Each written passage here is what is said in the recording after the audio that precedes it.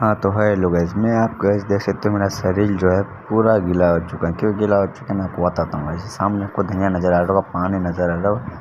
ये पानी क्यों है मैं आपको बताने वाला हूँ गाइस, बस आप रुकिए।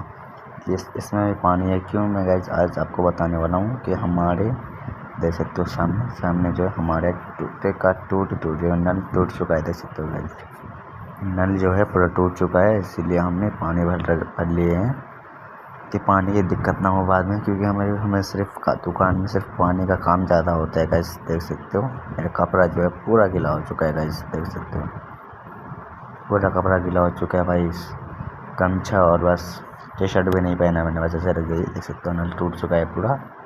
अब इसको नया लगवाना पड़ेगा तभी कुछ होगा, नहीं तो फिर भाई ऐसे रहना पड़ेगा, नहा भी नहीं सकते नहीं तो मैं चीज़ दिखाता हूँ। देख सकते हो सामने पंखा जो हमारा पंखा भी ख़राब हो चुका है गाइस। पंखा भी खोल के फेंक दिया हम लोग, क्या करें, कुछ कर ही नहीं सकते।